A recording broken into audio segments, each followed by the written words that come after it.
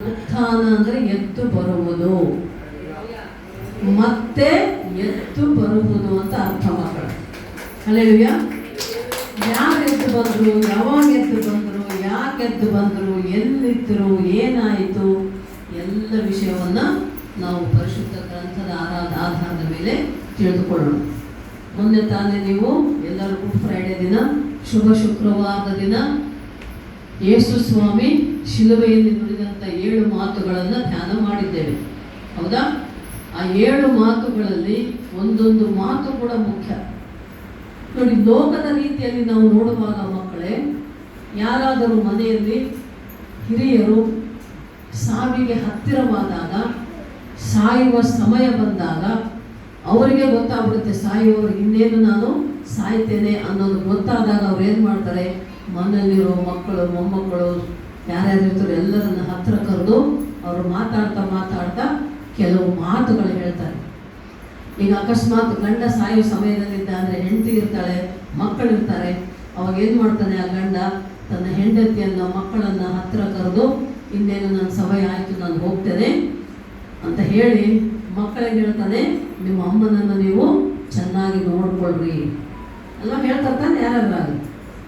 ಅಕಸ್ಮಾತ್ ಮಕ್ಕಳಿದ್ರು, ಮೊಮ್ಮಕ್ಕಳಿದ್ರು ಅಂದಾಗ, ಅಕ್ಕ ತಮ್ಮ ಅಣ್ಣ ತಂಗಿ ಮಕ್ಕಳಿದ್ದರೆ ಅಲ್ಲೇನು ಮಾಡ್ತಾರೆ, ಮೊಮ್ಮಕ್ಕಳಿಗೆ ಮದುವೆ ಮಾಡೋ ವಿಷಯವನ್ನು ಕೂಡ ಅವರು ಹೇಳ್ತಾರೆ.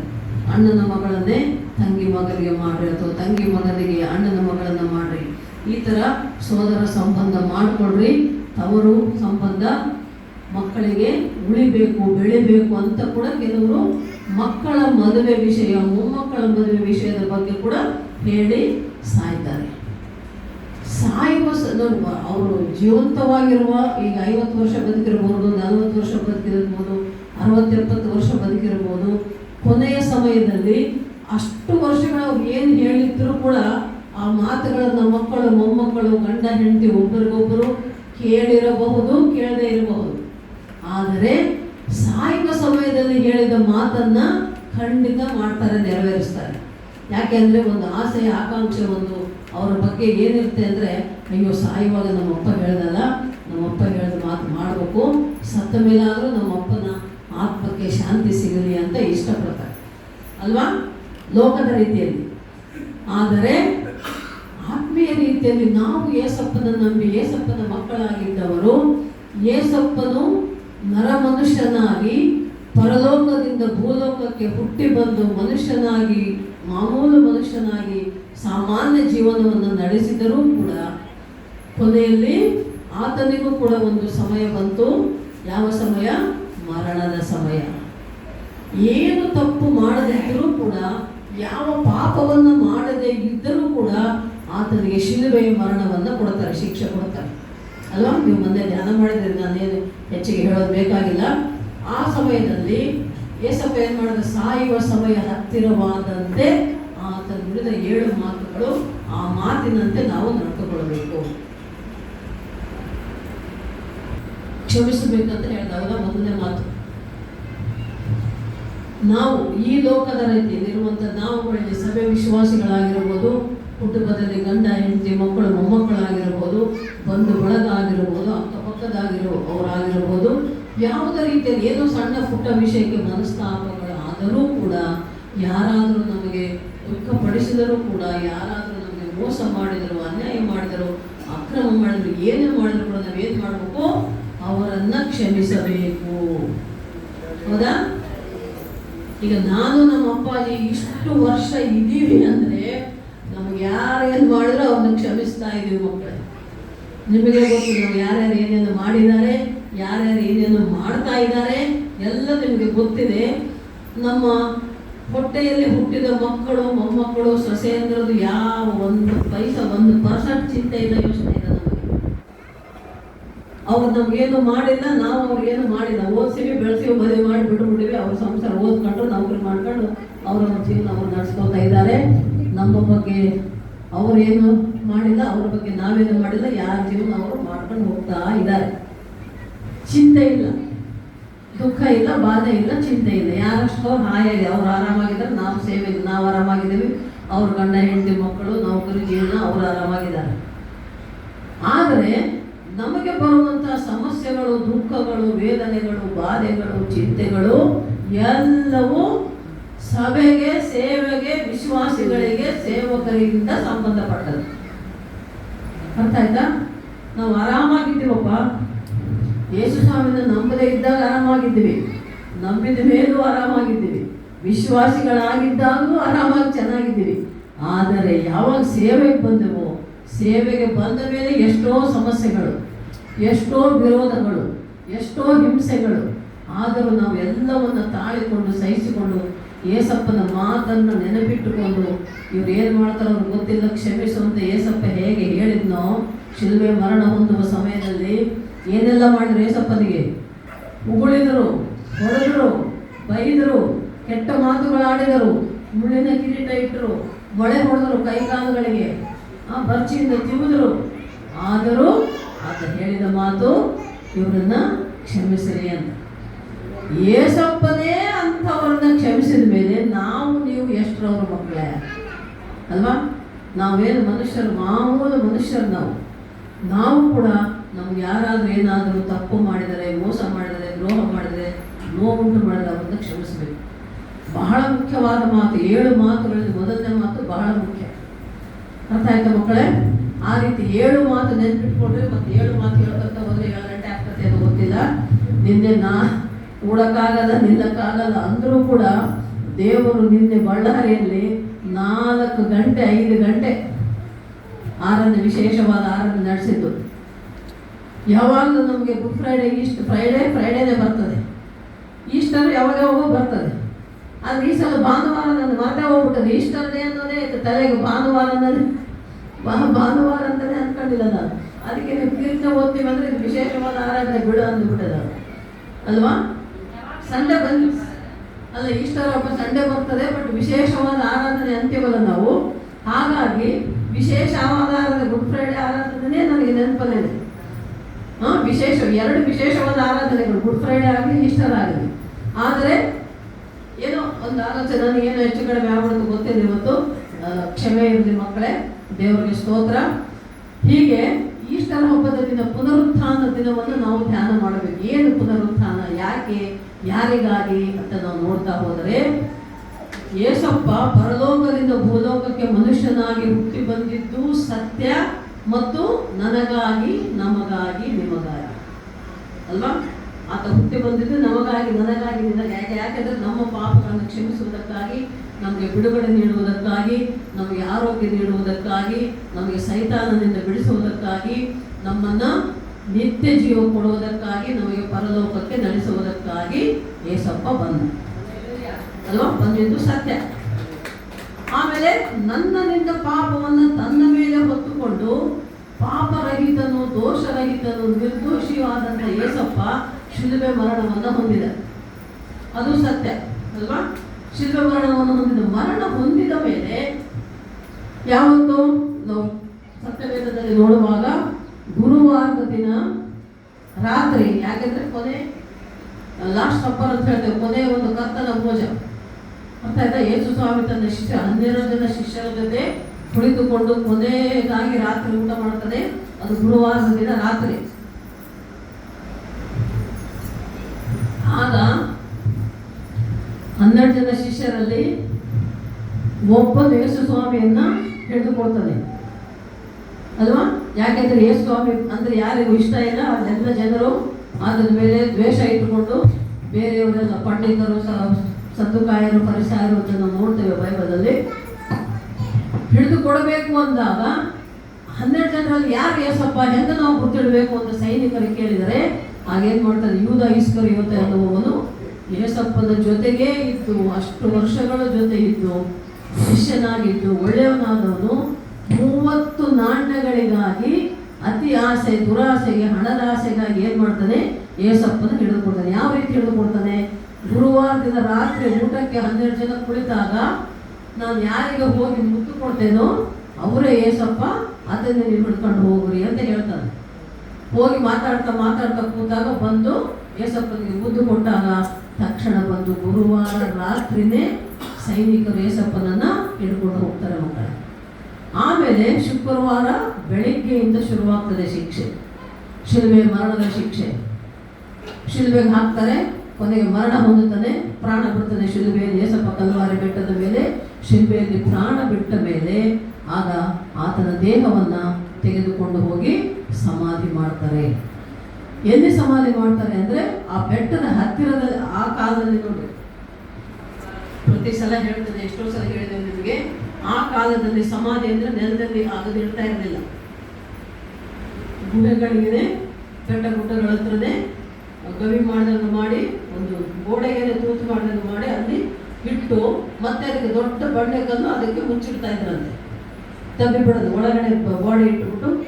ಈಗಲೂ ಕೂಡ ಕೆಲವರು ಮಾಡ್ತಾರೆ ಸಮಾಧಿ, ಮಾಮೂಲಿ ಇಡಲ್ಲ, ಅಗದ್ರು ಕೂಡ ಆ ಅಗದ್ರಲ್ಲೇ ಒಳಗಡೆ ಗೋಡೆಗೆ ಒಂದು ಗೂಡು ಥರ ಮಾಡಿರ್ತಾರೆ. ಗೂಡಿನಲ್ಲಿ ಕೆಲವ್ರನ್ನ ನೋಡಿದೆ, ನಾನು ನೋಡಿದೆ ಸಮಾಧಿ ಮಾಡೋದು. ಅಗಿತಾರೆ, ಮತ್ತೆ ಒಂದು ಕಡೆ ಗೋಡೆ ಇರ್ತದಲ್ಲ, ಅಲ್ಲೇ ಮತ್ತೆ ಗೂಡು ಥರ ಮಾಡಿ ಅದ್ರ ಒಳಗಿಟ್ಟು ಮುಚ್ತಾರೆ. ಹಾಗೆ ಆ ಕಾಲಕ್ಕೂ ಹಾಗೆ ಮುಚ್ಚಿ ದೊಡ್ಡ ದೊಡ್ಡ ಬಂಡೆಗಲ್ಲುಗಳನ್ನು ಉರುಳಿಸಿ ಮುಚ್ಚಿಬಿಡ್ತಾ ಇದ್ರಂತೆ ಅದನ್ನು, ಸಮಾಧಿಯನ್ನು. ಆ ರೀತಿ ಯೇಸಪ್ಪನ ಸಮಾಧಿ ಕೂಡ ಮಾಡಿದ್ರು. ಆ ದಿನ ಅವನು ಹೋದ, ದುಡ್ಡು ಕೊಟ್ಟು ಹಿಡಿದು ಕೊಟ್ಟು ಯುಧ ಇಸ್ಕರಿಯೋತ ಹೋಗ್ಬಿಟ್ಟ. ಹಿಡಿದು ಕೊಟ್ಟ ಮೇಲೆ ಅವನಿಗೆ ಪಶ್ಚಾತ್ತಾಪ ಆಗ್ತದೆ, ಅಯ್ಯೋ ನಾನು ಮಾಡಬಾರ್ದಿತ್ತಲ್ಲ ಈ ಕೆಲಸ ಮಾಡಿಬಿಟ್ಟೆ. ಶಿಲುಬೆ ಮರಣ ಶಿಕ್ಷೆ ಕೊಟ್ಟಾಗ, ಶಿಲುಬೆ ಮರಣದಲ್ಲಿ ಶಿಲುಬೆ ಹೊತ್ತುಕೊಂಡು ಹೋಗುವಾಗ ಯೇಸಪ್ಪ ಆ ಸಮಯದಲ್ಲಿ ಅವನು ಪಶ್ಚಾತ್ತಾಪ ಪಟ್ಟು ಹೋಗಿ ಬಿದ್ದು ಸತ್ತೋಗ್ಬಿಡ್ತಾನೆ. ಅವನು ತಗೊಂಡು 30 ನಾಣ್ಯನೂ ಉಪಯೋಗಿಸಲಿಲ್ಲ, ಪ್ರಾಣವನ್ನೇ ಕಳ್ಕೊಂಡ. ಉಳಿದಿದ್ದ ಎಷ್ಟು ಜನ? 12ರಲ್ಲಿ ಒಬ್ಬ ಹೋದಲ್ಲಮ್ಮ, 11 ಜನ ಉಳಿದ್ರು. 11 ಜನ ಶಿಷ್ಯರು ಇದ್ದರೂ ಕೂಡ ಆ ಸಮಯದಲ್ಲಿ, ಶಿಲುಬೆಯ ಮರಣದ ಸಮಯದಲ್ಲಿ ಶಿಷ್ಯರು ಒಬ್ಬೊಬ್ಬರೇ ಒಂದೊಂದು ಕಡೆ ಹೋಗ್ಬಿಡ್ತಾರೆ, ಬರಲ್ಲ. ಒಬ್ಬನು ಮಾತ್ರ ಇರ್ತಾನೆ ಯಾವಾಗಲೂ ಜೊತೆಗೆ, ಸ್ವಲ್ಪ ಆಗ್ತದೆ, ಯೋಹಾನ. ಯಾಕೆಂದ್ರೆ ಯೋಹಾನನು ಯೇಸಪ್ಪನಿಗೆ ಬಹಳ ಹತ್ತಿರವಾದವನು, ಸ್ನೇಹಿತನಂತೆ ಬಹಳ ಜೊತೆ ಇದ್ದವನು. ಶಿಲುಬೆಯ ಮರಣದ ಸಮಯದಲ್ಲೂ ಕೂಡ ಯೇಸಪ್ಪ ಶಿಲುಬೆ ಹೊತ್ತುಕೊಂಡು ಹೋಗುವಾಗಲೂ ಕೂಡ ತಾಯಿ ಮರಿಯ, ಮಗ್ದಲಿನ ಮರಿಯ, ಇನ್ನೊಬ್ಬ ಮರಿಯ ಎಲ್ಲರೂ ಇರ್ತಾರೆ, ಹೆಣ್ಣು ಮಕ್ಕಳು ಕೆಲವರು, ಅವರ ಜೊತೆಯಲ್ಲಿ ಯೋಹಾನ ಕೂಡ ಇರ್ತಾನೆ. ಅದಕ್ಕೆ ನಾವು ನೋಡ್ತೇವೆ ಶಿಲುಬೆಯಲ್ಲಿ 3ನೇ ಮಾತು ಯೇಸಪ್ಪ ಹೇಳೋದು, ತನ್ನ ತಾಯಿಯನ್ನು ಒಪ್ಪಿಸಿಕೊಡ್ತಾನಲ್ಲಮ್ಮ, ನೀವೆಲ್ಲ ಧ್ಯಾನ ಮಾಡಿದ್ದೀರಾ. ಹಾಗೆ ಯೇಸಪ್ಪನು ಶಿಲುಬೆಯಲ್ಲಿ ನುಡಿದಂಥ ಮಾತುಗಳಲ್ಲಿ ಕ್ಷಮಾಪಣೆ ಇತ್ತು, 1ನೇ ಮಾತಿನಲ್ಲಿ. 2ನೇ ಮಾತಿನಲ್ಲಿ ರಕ್ಷಣೆ ಇತ್ತು, 3ನೇ ಮಾತಿನಲ್ಲಿ ಜವಾಬ್ದಾರಿ ಇತ್ತು, 4ನೇ ಮಾತಿನಲ್ಲಿ ವೇದನೆಯನ್ನು ವ್ಯಕ್ತಪಡಿಸ್ತಾನೆ. ತನ್ನನ್ನು ತಾನು, ಅಪ್ಪ ತಂದೆ ನಾನು ಯಾಕೆ ನಿನ್ನ ಕೈ ಬಿಟ್ಟೆ ಅಂತ ದುಃಖದಿಂದ, ಬಾಧೆಯಿಂದ ತನ್ನ ಬಾಧೆ ಹೇಳ್ಕೊಳ್ತಾನೆ. 5ನೇ ಮಾತನ್ನು ನಾವು ನೋಡಿದಾಗ ನನಗೆ ದಾಹವಾಗಿದೆ ಅಂತದೆ, ನೀರಡಿಕೆಯಾಗಿದೆ. ನೀರಡಿಕೆ ಯಾವುದು? ಈ ನೀರಲ್ಲ, ಆತ್ಮಗಳ ನಾನಿನ್ನು ಹೋಗ್ತಾ ಇದ್ದೇನೆ, ನಾನು ಹೇಳಿದಂತೆ ನೀವೆಲ್ಲರೂ ಕೂಡ ಪರಲೋಕದ ಜ್ಞಾನವನ್ನು ಹೊಂದಿಕೊಂಡು ರಕ್ಷಣೆಯಲ್ಲಿ ಬರ್ರಿ. ಇನ್ನೂ ಎಷ್ಟು ಜನ ನಷ್ಟ ಹೋಗುವಂಥ ಆತ್ಮಗಳಿದ್ದಾವೋ ಎಲ್ಲರೂ ರಕ್ಷಣೆಗೆ ಬರಬೇಕು, ಅವರ ರಕ್ಷಣೆಗೆ ತರಬೇಕು ಅಂತ ಆತ್ಮಗಳ ದಾಹವನ್ನು ವ್ಯಕ್ತಪಡಿಸ್ತಾರೆ ಮಕ್ಕಳು. ಆಮೇಲೆ ತೀರಿತು ಅಂತ ಹೇಳ್ತಾರೆ. ಏನು ತೀರಿತು? ತಂದೆಯು ತನಗೆ ಕೊಟ್ಟ ಜವಾಬ್ದಾರಿ, ದೇವರ ಚಿತ್ತ ನೆರವೇರಿತು. ತೀರಿತು ಅಂತ ದೇವರ ಚಿತ್ತ ಏನಾಗಿತ್ತು? ಯೋಹಾನ 3:16 ವಾಕ್ಯ ನಾವು ನೋಡುವಾಗ, ದೇವರು ಈ ಲೋಕದ ಮೇಲೆ ಎಷ್ಟು ಪ್ರೀತಿ ಯೇಸಪ್ಪನ ಕಳಿಸಿದ. ಯಾಕೆ ಕಳಿಸಿದ? ಯಾರೊಬ್ಬರು ನಾಶವಾಗದೆ ನಿತ್ಯ ಜೀವ ಹೊಂದಿಕೊಳ್ಳಬೇಕನ್ನೋದು ದೇವರ ಚಿತ್ತವಾಗಿತ್ತು. ಯಾರೊಬ್ಬರು ನಾಶ ಆಗಬೇಡ್ರಿ ಅಂತ ದೇವರು ಹೇಳಿದ ಮಾತನ್ನು ಎಲ್ಲರಿಗೂ ಹೇಳಿಕೊಂಡು ಬಂದ. ಗ್ರಾಮಗಳು ತಿರುಗಿ ಪರಲೋಕದ ಸುವಾರ್ತೆಯನ್ನು ಯೇಸಪ್ಪ ಸಾರಿದ. ಆ ಕೆಲಸ ತೀರಿತು ಅಂತ ಹೇಳ್ತಾನೆ ಅಲ್ಲಿ. ಕೊನೆಯ ವಾಕ್ಯ ನಾವು ನೋಡುವಾಗ ತನ್ನ ಆತ್ಮವನ್ನ ತಂದೆಯಾದ ದೇವರಿಗೆ ಒಪ್ಪಿಸಿಕೊಡ್ತಾನೆ ಮಕ್ಕಳು, ಅಂದರೆ ತನ್ನ ಪ್ರಾಣವನ್ನೇ ಬಿಡ್ತಾನೆ. ಯೇಸಪ್ಪ ತನ್ನ ಅತ್ಯಮೂಲ್ಯವಾದ ಪರಿಶುದ್ಧ ರಕ್ತವನ್ನು ನನಗಾಗಿ ನಿನಗಾಗಿ ಶಿಲುಬೆಯಲ್ಲಿ ಸುರಿಸಿ ಅಲ್ವಾ, ನನ್ನ ರೋಗವ ಶಿಲುಬೆಯಲ್ಲಿ ನೀ ಹೊತ್ತು ತೀರಿಸಿದೆ, ನನ್ನ ರೋಗವ ಶಿಲುಬೆಯಲ್ಲಿ ನೀ ಹೊತ್ತು ತೀರಿಸಿದೆ, ಅಯ್ಯ ನೀ ಹೊತ್ತು ತೀರಿಸಿದೆ. ನೋಡಿ, ನಮ್ಮ ಪಾಪ, ಶಾಪ, ರೋಗ, ಬಾಧೆ, ಚಿಂತೆ ಎಲ್ಲವನ್ನ ಆತನ ಶಿಲುಬೆ ಮೇಲೆ ಮುಗಿಸಿದಾನ ಮಕ್ಕಳು. ಈಗ ನಾವು ಸಂತೋಷವಾಗಿ ಸಮಾಧಾನವಾಗಿರಬೇಕು. ಯಾಕಂದ್ರೆ ಯೇಸಪ್ಪ ನಮಗಾಗಿ ತನ್ನ ಪ್ರಾಣವನ್ನೇ ಕೊಟ್ಟಿದ್ದಾನೆ. ಬರ್ತವೆ, ರೋಗಗಳು, ಬಾಧೆಗಳು, ಚಿಂತೆಗಳು ಬರ್ತವೆ. ಆದರೂ ಕೂಡ ಆತ ಆಗಲೂ ಹೇಳಿದ್ದಾನೆ, ಶಿಲುಬೆ ಮರಣದಲ್ಲೂ ಕೂಡ ಹೇಳಿದ್ದಾನೆ, ನಮ್ಮೆಲ್ಲ ಚಿಂತೆಯನ್ನು ಆತನ ಮೇಲೆ ಹಾಕಿ ನಾವು ನಿಶ್ಚಿಂತೆಯಾಗಿ ಆರಾಮಾಗಿರಬೇಕು ಅಂತ. ಅಲ್ಲೆಲ್ಲೂಯಾ. ಹಾಗೆ ಮರಣ ಹೊಂದಿದ ಮೇಲೆ ಯೇಸಪ್ಪನ ದೇಹವನ್ನು ತೆಗೆದುಕೊಂಡು ಹೋಗಿ ಸಮಾಧಿ ಮಾಡ್ತಾರೆ. ಸಮಾಧಿ ಮಾಡಲ್ಪಟ್ಟ ಮೇಲೆ ಅಲ್ಲಿ ಒಂದು ಮಾತಿದೆ, ಈ ಸಮಾಧಿ ಆದ ಮೇಲೆ ಆತನ ದೇಹವನ್ನ ಏನಿರ್ತಾರೆ, ಸಮಾಧಿಯಲ್ಲಿ ಇರ್ತಾರೆ. ಮತ್ತೆ ಯೇಸಪ್ಪನ ಆತ್ಮ ಎಲ್ಲಿ ಹೋಯ್ತು? 3 ದಿನಗಳು ಶುಕ್ರ, ಶನಿ, ಆದಿವಾರ ಬೆಳಗಿನ ಜಾವ ಸಮಾಧಿಯಿಂದ ಎತ್ಕೊಂಡು ಈ 3 ದಿನಗಳು ಎಲ್ಲಿದ್ದ ಅಂದ್ರೆ ಯೇಸು ಸ್ವಾಮಿ ಪರದೈಸಿನಲ್ಲಿದ್ದ. ಯಾರು ಹೇಳಿದ್ರು ಈ ಮಾತನ್ನ? ಯೇಸಪ್ಪನೇ ಹೇಳಿದ. 2ನೇ ವಾಕ್ಯ ಹೋದ್ರಿ, ಶಿಲ್ಬೆಯಲ್ಲಿ 2ನೇ ವಾಕ್ಯ ಏನು? ಕಳ್ಳನಿಗೆ ಏನು ಹೇಳ್ತಾನೆ ಯೇಸಪ್ಪ? నేడు నీవు నాతో కూడా ಪರದೈಸಿಲೋ నుండుವು. ಈ ಹೊತ್ತೆ ನೀನು ನನ್ನ ಸಂಗಡ ಪರದೈಸಿನಲ್ಲಿರುವೆ. ಮಕ್ಕಳೇ, ಇದು ಬಹಳ ಗೂಢವಾದ ಆಳವಾದ ಅರ್ಥ. ನೀವು ವಾಕ್ಯವನ್ನು ಅರ್ಥ ಮಾಡ್ಕೋಬೇಕು. ಏನು ಅಂದ್ರೆ, ಭೂಲೋಕ ಇದು, ಮೇಲಿರೋದು ಪರಲೋಕ, ಹೌದಾ? ಮಧ್ಯದಲ್ಲಿ ಒಂದು ಪ್ರದೇಶ ಇದೆ. ಆ ಪ್ರದೇಶ ಪರದೈಸ್, ಪ್ಯಾರಡೈಸ್ ಅಂತಾರೆ ಇಂಗ್ಲಿಷಲ್ಲಿ, ಕನ್ನಡದಲ್ಲಿ ಪರದೈಸ್. ಅಲ್ಲಿ ಯಾರು ಇರ್ತಾರಂತೆ? ಯಾರ್ಯಾರು ಇಲ್ಲಿಯವರೆಗೆ, ಈ ದಿನದ, ಈಗ ನಾವೀಗ ಧ್ಯಾನ ಮಾಡ್ತಾ ಇದ್ದೇವೆ ದೇವರ ವಾಕ್ಯ, ಈ ದಿನದವರೆಗೂ ಯಾರ್ಯಾರು ಸತ್ತು ಹೋಗಿದಾರೋ, ಮರಣ ಹೊಂದಿದಾರೋ, ನೀತಿವಂತರು ಮಾತ್ರ ಪರದೈಸದಲ್ಲಿರ್ತಾರೆ ಮಕ್ಕಳಿಗೆ. ಅನೀತಿವಂತರು, ದೇವರಿಗೆ, ದೇವರ ವಾಕ್ಯಕ್ಕೆ, ದೇವರ ಸೇವಕರಿಗೆ ವಿರೋಧವಾಗಿ ನಡ್ಕೊಂಡವರು, ಅನೀತಿವಂತರವರು, ಅವರೆಲ್ಲ ಒಂದು ಕಡೆ ಇರ್ತಾರೆ. ಆ ಪ್ರದೇಶ ಹೇಡ್ಸ್ ಅಂತ ಹೇಳ್ತಾರೆ. ಪಾತಾಳ ಲೋಕ. ಪಾತಾಳ ಲೋಕ ಅಲ್ಲ, ಇನ್ನದು ಅದಕ್ಕಿಂತ ಮುಂಚಿನ ಪ್ರದೇಶ. ಪಾತಾಳ ಲೋಕ ಅಂದ್ರೆ ನರಕ, ನರಕಕ್ಕಿಂತ ಮುಂಚೆ ಇರೋ ಪ್ರದೇಶ. ಅಂದ್ರೆ ಅನೀತಿವಂತರು, ಪಾಪ ಮಾಡಿದರು, ಪಾಪಿಗಳಿರುವಂತ ಪ್ರದೇಶ. ಇಲ್ಲಿ ಏನಾಗ್ತದೆ? ಪರದೇಶದಲ್ಲಿ ಯಾರಿದ್ದಾರೆ? ನೀತಿವಂತರು. ಯಾರು ಯೇಸು ಸ್ವಾಮಿನ ನಂಬಿ ದೀಕ್ಷಾ ಸ್ನಾನ ಹೊಂದಿ ದೇವರ ವಾಕ್ಯದ ಪ್ರಕಾರ ನಡ್ಕೊಂಡು ಪರಿಶುದ್ಧರಾಗಿದ್ದು ನಡೆಯಿಂದ ನುಡಿಯಿಂದಲೂ ದೇವರಿಗೆ ಮಹಿಮೆಕರವಾಗಿ ಯಾರು ಜೀವಿಸಿ ಯಾರು ಮರಣ ಹೊಂದುತ್ತಾರೋ ಅವರು ಮಾತ್ರ ಪರದೇಶದಲ್ಲಿರ್ತಾರೆ. ಪಾಪ ಮಾಡಿ ಪಶ್ಚಾತ್ತಾಪ ಪಟ್ಟವರು ಅವರು ನೀತಿವಂತರು ಮಕ್ಕಳೇ. ಈ ಮಾತು ಯಾಕೆ ಹೇಳ್ತಾ ಇದ್ದೀನಿ ಅಂದ್ರೆ, 2ನೇ ವಾಕ್ಯ ಶಿಲ್ಬೆದು ಯಾರಿಗೆ ಹೇಳ್ತಾ ಇರೋದು? ಯೇಸಪ್ಪ ಕಳ್ಳನಿಗೆ ಅಲ್ವಾ? ಯೇಸು ಸ್ವಾಮಿಗೆ ಶಿಲುಬೆ ಮರಣದ ಶಿಕ್ಷೆಯನ್ನು ಕೊಟ್ಟಾಗ 3 ಜನರಿಗೆ ಶಿಲುಬೆಗೆ ಏರಿಸಿದ್ರು, ಹೌದಾ? ಅಲ್ಲಿ 2 ಕಳ್ಳರು, ಒಬ್ಬರು ಯೇಸು ಸ್ವಾಮಿ. ಆ 2 ಕಳ್ಳರು ಮಾತಾಡ್ಕೋತಾ ಇರ್ತಾರೆ ಒಬ್ರಿಗೊಬ್ರು. ಒಬ್ಬ ಕಳ್ಳ ಅಂತ, ಏನಪ್ಪ ಇದ್ದ ದೇವ್ರು ಅಂದ್ರೆ, ಮತ್ತೆ ದೇವ್ರು ಅಂದ್ರೆ ಇದ್ದ ತನ್ನ ತಾನು ಬಿಡಿಸ್ಕೋಬೋದಲ್ಲ, ಆತಗೆ ಯಾಕೆ ಶಿಕ್ಷೆ, ಇದ್ದೆ ಯಾಕೆ ಹಿಂಗೆ, ಏನ್ ಮಾಡ್ಯಾನ ಏನು, ಹಂಗೆ ಹಿಂಗೆ ಅಂತ. ಅವಾಗ ಇನ್ನೊಬ್ಬ ಕಳ್ಳ ಅಂತ, ನಾವೀಗ ಆಗಲೇ ಪಶ್ಚಾತ್ತಾಪ ಆಗಿರ್ತದೆ ಅವನಿಗೆ. ನೀನು ಹಂಗೆಲ್ಲ ಮಾತಾಡಬೇಡ, ನಾವೇನೋ ಕಳ್ಳತನ ಮಾಡಿ ಬಂದೀವಿ, ಅದಕ್ಕೆ ನಮ್ಗೆ ಶಿಕ್ಷೆ ಕೊಟ್ಟರೆ. ನೋಡ, ಸ್ವಾಮಿ ಪಾಪ ಏನು ಮಾಡಿಲ್ಲ, ಆದ್ರೂ ಅದಕ್ಕೆ ಶಿಕ್ಷೆ ಕೊಟ್ಟರೆ, ಅದ ಸ್ವಾಮಿ ಅಪ್ಪ ಅಂತ ಹಂಗೆಲ್ಲ ನಾವು ಮಾತಾಡಬಾರ್ದು ಅಂತ ಇನ್ನೊಬ್ಬ ಕಳ್ಳ.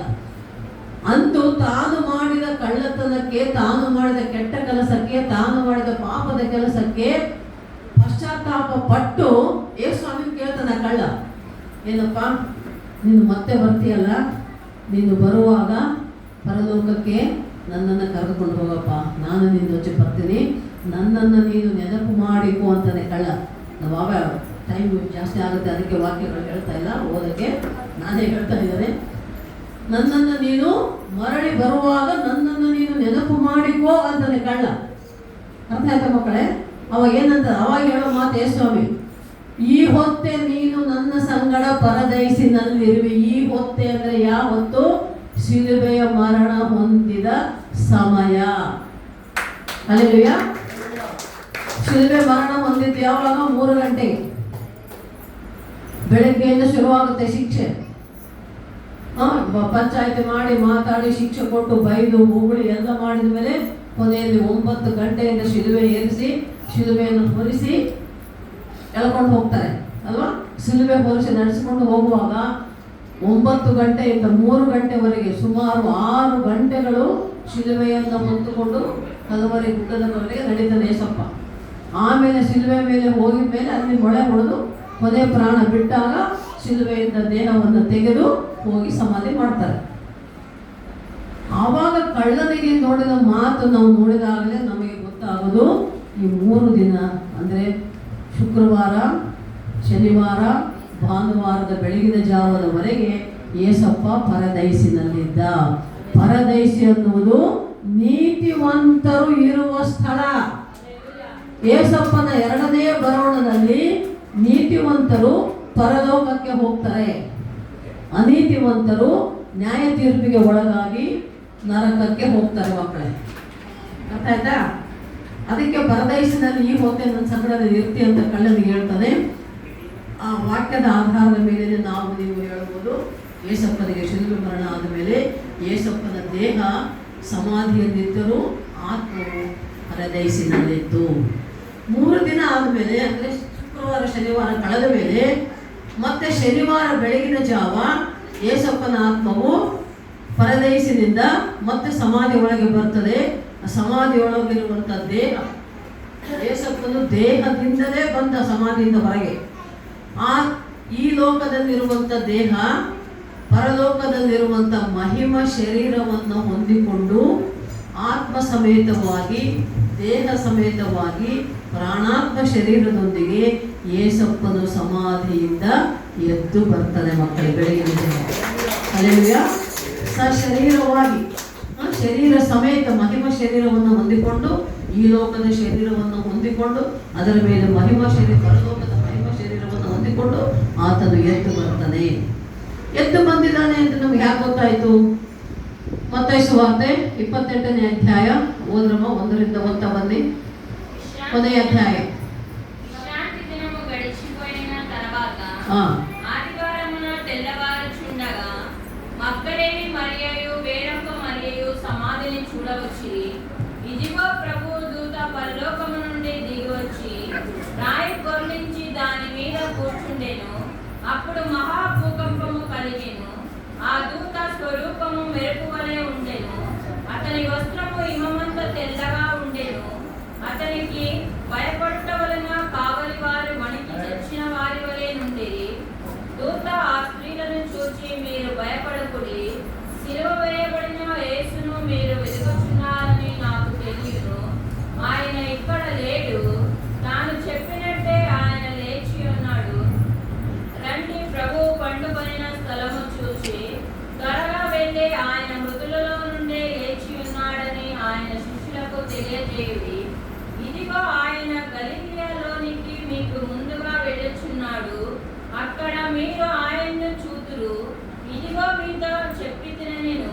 వారు భయముతోను మహా ఆనందముతోను సమాధి యొద్ద నుండి త్వరగా వెళ్ళి ఆయన శిష్యులకు ఆ వర్తమానం తెలుప పరిగెత్తుచుండగా యేసు వారిని ఎదుర్కొని, మీకు శుభమని చెప్పెను. వారు ఆయన వద్దకు వచ్చి ఆయన పాదములు పట్టుకొని ఆయనకు మొక్కగా, యేసు భయపడకుడి, మీరు వెళ్ళి నా సహోదరులు గలిలయకు వెళ్ళవలననియు వారు అక్కడనున్న చూతురనియు వారికి తెలుపుడనెను. వారు వెళ్ళుచుండగా కావలి వారిలో కొందరు పట్టణములోనికి వచ్చి జరిగిన సంగతులన్నిటినీ ప్రధాన యాజకులతో చెప్పిరి. కాబట్టి వారు పెద్దలతో కూడా వచ్చి ఆలోచన చేసి ఆ సైనికులకు చాలా ద్రవ్యమిచ్చి, మేము నిద్రపోవచ్చుండగా అతని శిష్యులు రాత్రవేళ వచ్చి అతనిని ఎత్తుకొని పోయిరని మీరు చెప్పుడి. ఇది అధిపతి చెవినబడినట్లుగా మేము అతనిని సమ్మతిపరచి మీకేమియో తొందర కలగకుండా చేతిమని చెప్పిరి. అప్పుడు వారు ఆ ద్రవ్యము తీసుకొని తమకు బోధింపబడిన ప్రకారము చేసిరి. ఈ మాట యూదులలో వ్యాపించి నేటి వరకు ప్రసిద్ధమై ఉన్నది. 11 మంది శిష్యులు గలిలయలోని కొండకు వెళ్ళి వారు ఆయనను చూసి ఆయనకు మొక్కిరి గాని కొందరు సందేహించి, అయితే యేసు వారి ఎదురుకు వచ్చి, పరలోకమందును భూమి యందును నాకు సర్వాధికారం ఇయ్యబడి ఉన్నది. కాబట్టి మీరు వెళ్ళి సమస్త జనులకు శిష్యులుగా చేయుడి. తండ్రి యొక్క, కుమారుని యొక్క, పరిశుద్ధాత్మ యొక్క నామములోనికి వారికి బాప్తిస్మం ఇచ్చుచు, నేను మీకు ఏ ఏ సంగతులను ఆజ్ఞాపించినో వాటన్నిటినీ గైకొనవలెనని వారితో వారికి బోధించుడి. ఇదిగో నేను యుగ సమాప్తి వరకు సదాకాలము మీతో కూడా ఉన్నానని ವಾರಿతో చెప్పాను. ಆಮೆನ್. ನೋಡಿ, ಈ ವಾಕ್ಯ ಭಾಗವನ್ನು ಓದಿದಾಗ ಮಕ್ಕಳೇ ನಮಗೆ ತಿಳಿದು ಬರೋದು ಮೂರನೇ ದಿನ. ಈಗ ನಾವು ಲೋಕದ ರೀತಿಯಲ್ಲಿ ಕೂಡ ಯಾರಾದ್ರೂ ಸತ್ತು ಹೋದ್ರೆ ಮೂರನೇ ದಿನ ಕಾರ್ಯ ಮಾಡ್ತಿರಲ್ಲಮ್ಮ. ಸಮಾಧಿಗಳಿಗೆ ಹೋಗಿ ಸಮಾಧಿ ಮಾಡಿದವರು ಪೂಜೆ ಮಾಡಿ ಬರ್ತಾರೆ, ಅನ್ಯರು ಮಾಡ್ತಾರೆ, ಕ್ರೈಸ್ತರು ಮಾಡ್ತಾರೆ, ಕ್ರೈಸ್ತರು ಹೋಗಿ ಪ್ರಾರ್ಥನೆ ಮಾಡ್ಕೊಂಡು ಬರ್ತಾರೆ. ಆ ರೀತಿಯಲ್ಲಿ ಆ ದಿನ ಯಾವ ದಿನ? ಯೇಸು ಸ್ವಾಮಿ ಶಿಲುಬೆ ಮರಣ ಹೊಂದಿದ ಮೇಲೆ ಮೂರನೇ ದಿನ ಬೆಳಗಿನ ಜಾವದಲ್ಲಿ ಹೆಣ್ಣು ಮಕ್ಕಳು ಹೋಗ್ತಾರೆ. ಮರಿಯ ಅಂದ್ರೆ ಸ್ವಾಮಿಯ ತಾಯಿ, ಮಗ್ದಲಿನ್ ಮರಿಯ ಮತ್ತು ಯೋಹಾನನ ತಾಯಿ ಮತ್ತು ಇನ್ನೂ ಕೆಲವರು ಮಹಿಳೆಯರು ಸೇರಿ ಯೇಸು ಸ್ವಾಮಿನ ಸಮಾಧಿ ಮಾಡಿದಂಥ ಸಮಾಧಿ ಹತ್ರ ಹೋಗ್ತಾರೆ. ಬೆಳಗಿನ ಜಾವ ಹೋಗಿ ನೋಡಿದ್ರೆ ಏನಾಗಿದೆ? ಮುಚ್ಚಿದ ಸಮಾಧಿ ತೆರೆಯಲ್ಪಟ್ಟಿದೆ.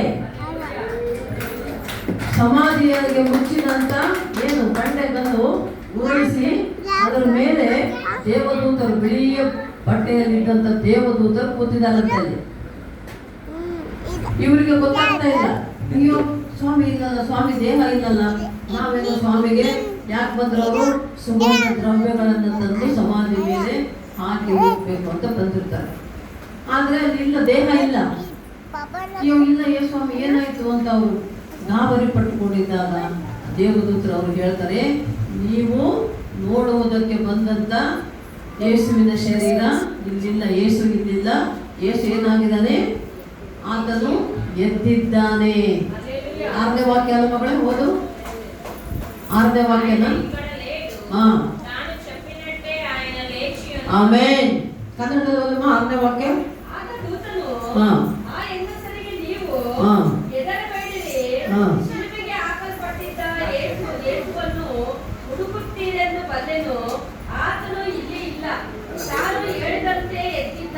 ಎದ್ದಿದ್ದಾನೆ. ಹಲ್ಲೆಲೂಯಾ.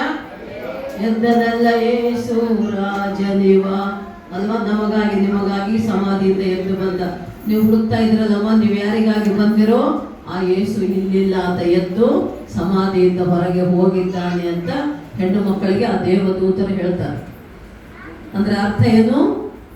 ಇದಕ್ಕಿಂತ ಮುಂಚೆ ಅಂದ್ರೆ ಯೇಸುವಿಗೆ ಶಿಲುಬೆ ಮರಣ ಹೊಂದುವುದಕ್ಕಿಂತ ಮುಂಚೆನೆ ಯೇಸು ಸ್ವಾಮಿ ಎಷ್ಟೋ ಸಲ ನಾವು ನೋಡ್ತೇವೆ ಸುವಾರ್ತೆಗಳು, 4 ಸುವಾರ್ತೆ ಪುಸ್ತಕಗಳಲ್ಲಿ ನೋಡಿದಾಗ ಆಗಾಗ ಯೇಸು ಸ್ವಾಮಿ ತನ್ನ ಶಿಷ್ಯರಿಗೆ ಹೇಳ್ತಾನೆ ಇದ್ದಾನೆ, ನಾನು ಮರಣ ಹೊಂದಿ ಮತ್ತೆ ಬರ್ತೇನೆ ನಾನು ಅಂತ ಹೇಳಿದ್ದಾನೆ. ಆ ಮಾತುಗಳು ನೆರವೇರುವ ಪ್ರಕಾರವೇ ಅಲ್ಲಿ ಯೇಸಪ್ಪ ಸಮಾಧಿಯಿಂದ ಎದ್ದು ಬಂದ. ಅವಾಗ ಅವ್ರು ನೆನಪು ಮಾಡ್ಕೊಳ್ತಾರೆ, ಅಯ್ಯೋ ಹೌದಲ್ಲ, ಯೇಸು ಹೇಳಿದ್ದ ನಾನು ಸಮಾಧಿ ಮಾಡಲ್ಪಟ್ಟು ಮತ್ತೆ 3ನೇ ದಿನ ಎದ್ದು ಬರ್ತೀನಿ ಅಂತ. ಹಾಗೆ ಎದ್ದು ಬಂದಾನೆ ಅಂತ ಅವ್ರು ಅಂದ್ಕೊಳ್ತಾರೆ. ಅಲ್ಲಿಂದ ಯೇಸು ಸ್ವಾಮಿ ಇವ್ರು ಹೆಣ್ಮಕ್ಳು ವಾಪಸ್ ಬರುವಾಗಲೂ ಅವ್ರಿಗೆ ಕಾಣಿಸ್ತಾನೆ. ಆದರೆ ಆತ ಮಾತಾಡ್ತಾರೆ, ಅವ್ರಿಗೆ ಗೊತ್ತಾಗಲ್ಲ ಯೇಸು ಸ್ವಾಮಿ ಅಂತ. ಯಾರು ಅಂದ್ಕೊಂಡು ಹೋಗ್ಬಿಡ್ತಾರೆ ಅವರು. ಆಮೇಲೆ ಯೇಸು ಸ್ವಾಮಿ ಗಲಿಲಾಯದಲ್ಲಿರುವಂಥ ಅವರ ಶಿಷ್ಯರ ಹತ್ತಿರ ಬಂದಾಗ ಅಲ್ಲಿ ಶಿಷ್ಯರಿಗೆ ಕಾಣಿಸ್ಕೊಳ್ತಾನೆ. ಆದರೂ ಕೂಡ ಶಿಷ್ಯರೊಂದಿಗೆ ಯೇಸಪ್ಪ ಮಾತಾಡ್ತಾನೆ. ಆದರೆ ಶಿಷ್ಯರಿಗೆ ಗೊತ್ತಾಗಲ್ಲ, ಅವ್ರಿಗೆ ನಂಬೋದೇ ಇಲ್ಲ, ಸಂದೇಹ ಪಡ್ತಾರೆ. ಅನುಮಾನ, ಸತ್ತ ಮೇಲೆ ಹೆಂಗೆ ಎದ್ದು ಬಂತ ಏನು? ಮತ್ತೆ ಆಮೇಲೆ ನೆನಪು ಮಾಡ್ಕೊಳ್ತಾರೆ, ಅಯ್ಯೋ ಬರ್ತೀನಿ ಅಂತ ಹೇಳಿದ್ನಲ್ಲ, ಅದಕ್ಕೆ ಬಂದಿದ್ದಾನೆ ಅಂತ ಸಂದೇಹ ಪಟ್ಟು ಕೂಡ ಮತ್ತೆ ಆಮೇಲೆ ನಂಬುತ್ತಾರೆ ಯೇಸು ಎದ್ದು ಬಂದಾನೆ ಅಂತ. ಎದ್ದು ಬಂದ ಯೇಸಪ್ಪ ಯಾಕೆ ಎದ್ದು ಬಂದ ಅಂದರೆ ನನಗಾಗಿ, ನಿನಗಾಗಿ ಮತ್ತು ದೇವರ ವಾಕ್ಯಗಳ ನೆರವೇರುವಿಕೆಗಾಗಿ. ಮಕ್ಕಳು, ದೇವರ ವಾಕ್ಯದಲ್ಲಿ ಏನು ಬರೆಸ್ತಿದೆಯಲ್ಲ, ಸಮಾಧಿ ಮಾಡಲ್ಪಟ್ಟು 3ನೇ ದಿನ ಎದ್ದು ಬರ್ತಾನೆ. ನಾನು ನನ್ನ ಮಂದಿರವನ್ನು ನಾನೇ ಕಟ್ಟಿಕೊಳ್ತೇನೆ, 3 ದಿನದಲ್ಲಿ ಕಟ್ಟಿಕೊಳ್ತಾನೆ ಅಂತ ಹೇಳಿದೆ ಸ್ವಾಮಿ. ಆ ಮಾತು ಕೂಡ ಇಲ್ಲಿ ನೆರವೇರಿತು. ಏನು 3 ದಿನದಲ್ಲಿ ಮಂದಿರ ಕಟ್ಟೋದು ಅಂದರೆ ಈ ಸಿಮೆಂಟ್, ಬಿಲ್ಡಿಂಗ್, ಕಲ್ಲು, ಮಣ್ಣು ಹಾಕಿ ಕಟ್ಟೋದಲ್ಲ ಮಕ್ಕಳೇ. ನಾವೇ ದೇವರ ಆಲಯ ಅಲ್ವಾ? ನಿಮ್ಮ ಶರೀರವೇ ದೇವರ ಆಲಯ. ಹಾಗೆ ಏಸಪ್ಪನೇ ಆಲಯ, ಏಸಪ್ಪನ ಶರೀರವೇ ಆಲಯ. ಏಸಪ್ಪನ ಸಮಾಧಿಯಿಂದ ಪ್ರಾಣಾತ್ಮ ಶರೀರದೊಂದಿಗೆ ಆತನು ಎದ್ದು ಬಂದಿದ್ದಾನೆ. ಆತನೇ ಆಲಯ. ಆತನ ನಂಬಿದ ನಾವು ಕೂಡ, ನಮ್ಮ ಶರೀರವೂ ಕೂಡ ದೇವರ ಆಲಯವಾಗಿದೆ ಅಲ್ವಾ? ಹಲ್ಲೆಲೂಯಾ.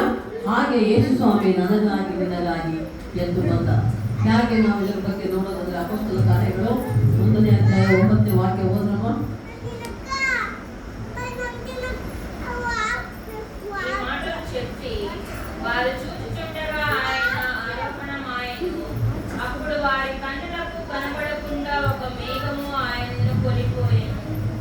ಅಲ್ಲಿ ಆಮೇಲೆ ಏನಾಯ್ತು?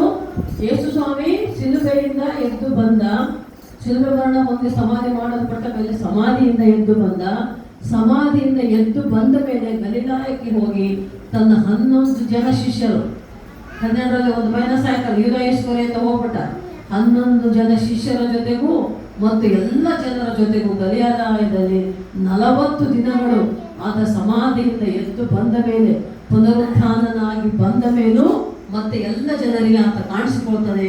ಆಗಲೂ ಕೂಡ ಮತ್ತೆ ಹೇಳ್ತಾನೆ, ನೋಡ್ರಿ, ನಾನಿರುವವರೆಗೆ ನನಗೆ ತಂದೆಯಾದ ದೇವರು ಹೇಳಿದ ಕೆಲಸ ನಾನು ಮಾಡಿದ್ದೇನೆ, ನೀವು ಕೂಡ ಇನ್ನು ಮೇಲೆ ಶಿಷ್ಯರಾಗಿ ಹೇಳ್ತಾನೆ. ಅದೇ ನಾವು ಓದಿದ್ದೀಗ 28ನೇ ಅಧ್ಯಾಯ ಮತ್ತಾಯ ಸುವಾರ್ತೆ ಕೊನೆಯ 3 ಮಾತುಗಳು ಓದ್ರಮ್ಮ. 28ನೇ ಅಧ್ಯಾಯ ಕೊನೆಯ 3 ಮಾತು.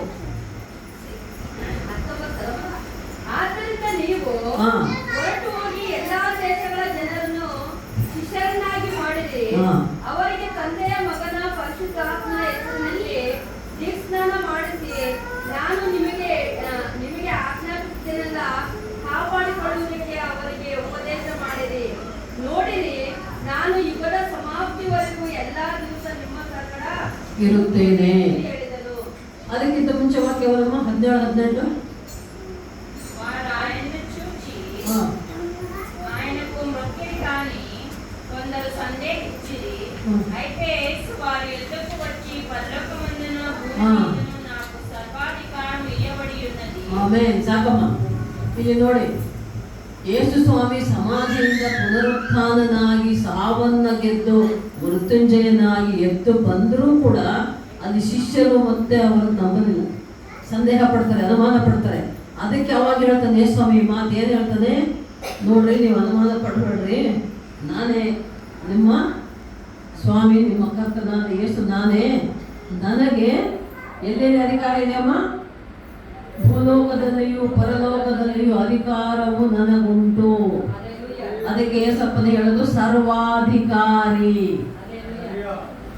ಭೂಲೋಕ ಪರಲೋಕ ಎಲ್ಲ ಲೋಕದ ಮೇಲೆ ಏಸಪ್ಪನ ಅಧಿಕಾರ ಇದೆ.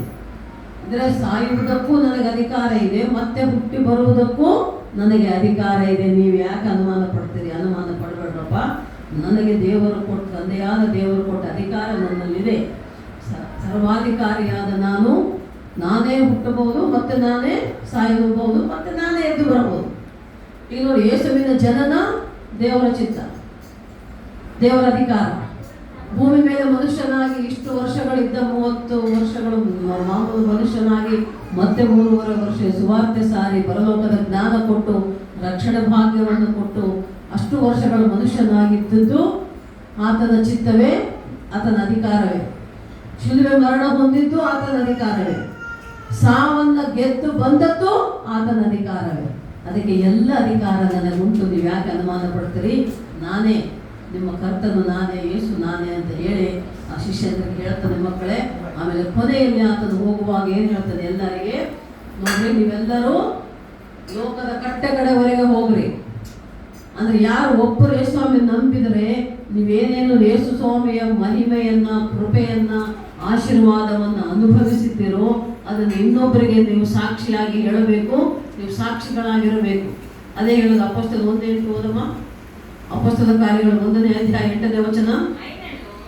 పరిశుద్ధాత్మ మీ మీదికి వచ్చినప్పుడు మీరు శక్తినందెదరు గనుక మీరు యెరూషలేములోను యూదయ సమరయ దేశముల ఎంతటను భూమి గంటముల వరకు నాకు సాక్షులై ఉందురని వారితో చెప్పాను. ಆಮೆನ್. ಏನಾಗಿರ್ಬೇಕು ನಾವು? ಸಾಕ್ಷಿಗಳಾಗಿರ್ಬೇಕು. ಯಾವಾಗ ಸಾಕ್ಷಿಗಳಾಗಿರ್ತೀವಿ? ಯಾಕೆ ಸಾಕ್ಷಿಗಳಾಗಿರ್ತೀವಿ? ಪವಿತ್ರಾತ್ಮನು ನಮ್ಮ ಮೇಲೆ ಬಂದಾಗ, ನಿಮ್ಮ ಮೇಲೆ, ನಿನ್ನ ಮೇಲೆ ಬಂದಾಗ ನೀವು ಬಲವನ್ನು ಹೊಂದಿಕೊಳ್ಳುವಿರಿ. ಆ ಬಲವನ್ನು ಹೊಂದಿಕೊಂಡು ಸಾಕ್ಷಿಗಳಾಗಿರಬೇಕು. ಎಲ್ಲಿವರೆಗೆ ಹೋಗ್ಬೇಕು? ಎಲ್ಲ ದೇಶಗಳಿಗೆ ಹೋಗ್ರಿ. ಈಗ ಅಪ್ಪಾಜಿ ಮತ್ತು ನಾನು ಮಾಡ್ತಾ ಇರೋದು ಏಸಪ್ಪ ಹೇಳಿದ ಈ ಮಾತಿನಂತೆ ಮಕ್ಕಳೇ ನಾವು ನಡ್ಕೊಳ್ತಾ ಇರೋದು. ಭಾರತ ದೇಶದಲ್ಲಿ, ನೇಪಾಳ ದೇಶದಲ್ಲಿ, ನಾವು ಹೋದ ವರ್ಷ ಮಲೇಷ್ಯಾಗೆ ಹೋಗಿದ್ವಿ, ಅಂಡಮಾನ್ಗೆ ಹೋಗಿದ್ವಿ, ಎಲ್ಲೆಲ್ಲಿ ಹೋಗಿದ್ದೀವೋ ಅಲ್ಲೆಲ್ಲ ನಾವು ಸಾಕ್ಷಿಗಳಾಗಿದ್ದೇವೆ. ಹಲ್ಲೆಲೂಯಾ, ಸಾಕ್ಷಿಗಳಾಗಿದ್ದೇವೆ. ನಮ್ಮ ಸಾಕ್ಷಿ, ನಮ್ಮ ಸೇವಾ ಜೀವಿತ, ನಮ್ಮ ಸಾಕ್ಷಿ ಜೀವಿತವನ್ನು ಅನೇಕರಿಗೆ ನಾವು ಹೇಳ್ತಾ ಇದ್ದೇವೆ, ಕೇಳ್ತಾ ಇದ್ದಾರೆ, ಮತ್ತು ನಾವು ಸಾಕ್ಷಿಗಳಾಗಿದ್ದೇವೆ. ಯಾವಾಗ?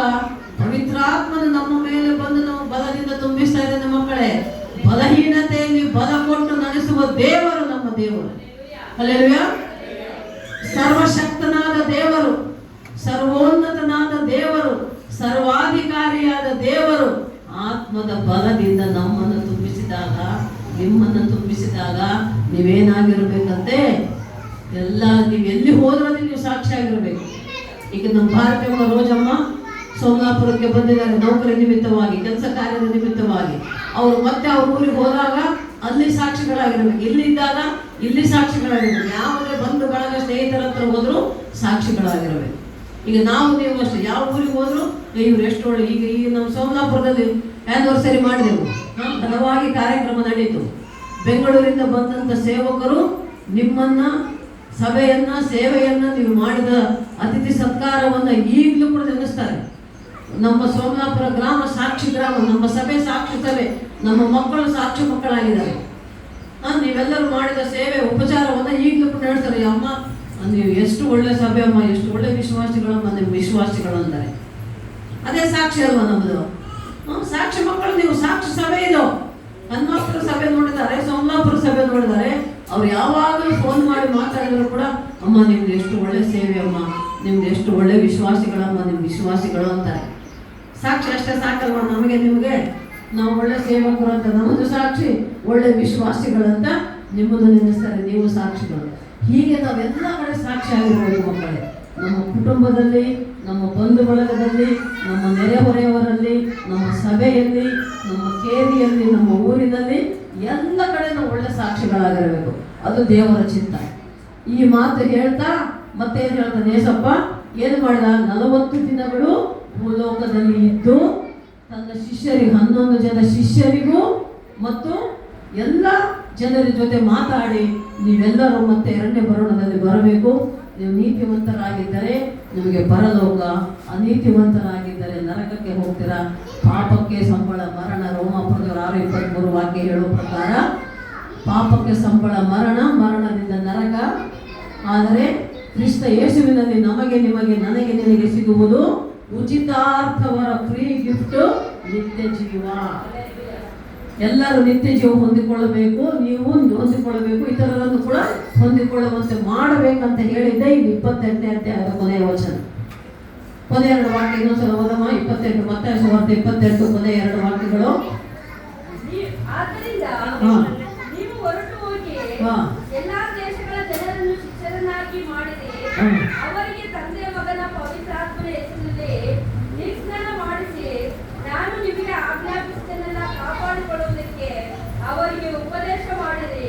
ನೋಡಿರಿ, ನಾನು ಯುಗದ ಸಮಾಪ್ತಿವರೆಗೂ ಎಲ್ಲಾ ದಿವಸ ನಿಮ್ಮ ಸಂಗಡ ಇರುತ್ತೇನೆ ಎಂದು ಹೇಳಿದನು. ಆಮೆನ್. ಈಗ ನಾವು ನೀವು ನನ್ನ ಕೆಲಸ ಏಸಪ್ಪ ಹೇಳೋದ? ಏನು ಹೇಳಿದ? ಹೋಗ್ರಿ, ನೀವು ಸುವಾರ್ತೆ ಸಾರಿ, ನಂಬಿದವರಿಗೆ ದೀಕ್ಷಾ ಸ್ನಾನ ಕೊಡ್ರಿ. ದೀಕ್ಷಾ ಸ್ನಾನ ತಗೊಂಡ ಮೇಲೆ ಏನು ಮಾಡಬೇಕು? ನಾನು ನಿಮಗೆ ಆಜ್ಞಾಪಿಸಿದಂತೆ ದೇವರ ವಾಕ್ಯದ ಪ್ರಕಾರ ನಡ್ಕೊಳ್ಬೇಕು. ಒಳ್ಳೆಯವರಾಗಿರಬೇಕು, ಪರಿಶುದ್ಧರಾಗಿರಬೇಕು, ನೀತಿವಂತರಾಗಿರಬೇಕು, ಯಥಾರ್ಥರಾಗಿರಬೇಕು, ದೋಷರಹಿತರಾಗಿರಬೇಕು, ಪಾಪರಹಿತರಾಗಿರಬೇಕು. ಆಗಲೇ ನಿಮಗೆ ನಿತ್ಯ ಜೀವ, ಪರಲೋಕ ಅನ್ನೋದನ್ನ ಎಲ್ಲರಿಗೂ ನೀವು ಹೋಗಿ ಹೇಳ್ರಿ ಅಂತ. ಇದು ಬಹಳ ವಿಶೇಷವಾದ ಒಂದು ಆಜ್ಞೆ ಮಕ್ಕಳೇ. ಏಸಪ್ಪ ಹೇಳಿದ್ದು ಕೊನೆಯಲ್ಲಿ. ಮತ್ತೆ ಕೊನೆಯಲ್ಲಿ ಯಾವಾಗ? ಈ ಸಮಯ, ಕೊನೆ ಸಮಯ ಏನು ಅಂದರೆ ಆತನು ಮತ್ತೆ ಭೂಲೋಕದಿಂದ ಪರಲೋಕಕ್ಕೆ ಆರೋಹಣನಾಗಿ ಹೋಗುವುದಂದ್ರೆ ಮತ್ತೆ ಮೇಲೆ ಏರಿ ಹೋಗುವುದು. ಹಲ್ಲೆಲೂಯಾ. ಪರಲೋಕದಿಂದ ಭೂಲೋಕಕ್ಕೆ ಮನುಷ್ಯನಾಗಿ ಬಂದ, ಪರಲೋಕದಲ್ಲೆಲ್ಲ ಇದ್ದ, ಸುವಾರ್ತೆ ಪರಲೋಕದ ಬಗ್ಗೆ ಜ್ಞಾನ ಕೊಟ್ಟ, ಪಾಪ ಮಾಡಬೇಡ ನೀತಿವಂತರಾಗಿರಿ ಅಂತ ಹೇಳಿದ. ನೀತಿವಂತರಾಗಿ ದೀಕ್ಷಾ ಸ್ನಾನ ಹೊಂದಿಕೊಂಡು ನೀತಿವಂತರಾಗಿದ್ದರೆ ನಿಮಗೆ ನಿತ್ಯ ಜೀವ ಅಂತ ಹೇಳಿ ಕೊನೆಯಲ್ಲಿ ಅದು ಏನು ಮಾಡ್ತಾನೆ? ಆರೋಹಣನಾಗಿ ಹೋಗ್ತಾನೆ ಮಕ್ಕಳು. ಆರೋಹಣನಾಗಿ ಹೋಗಿದ್ದು ಅನ್ನೋದಕ್ಕೆ ನಮಗೆ ಸಾಕ್ಷಿ ವಾಕ್ಯವೇ 9ನೇ ವಾಕ್ಯ ಓದ್ರಿ ಇವಾಗ. ಅಪೊಸ್ತಲ ಕಾರ್ಯಗಳು 1ನೇ ಅಧ್ಯಾಯ 9ನೇ ವಚನ.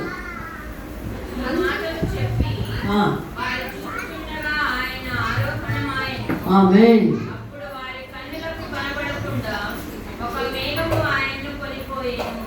ಆಮೆನ್. ನೋಡಿ, ಆರೋಹಣ ಆದನು. ಇಲ್ಲಿ ಲೂಕಾ ಸುವಾರ್ತೆ 24ನೇ ಅಧ್ಯಾಯ ತೆಗಿರಿ, ಕೊನೆಯ ವಾಕ್ಯಗಳು ಹೋದ್ರ ಮೊದಲೇ.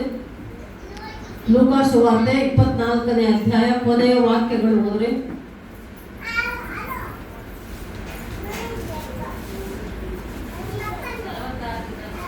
ಲೂಕ 24 ಕೊನೆಯ 2-3 వచన ಹೋಗ್ರಿ.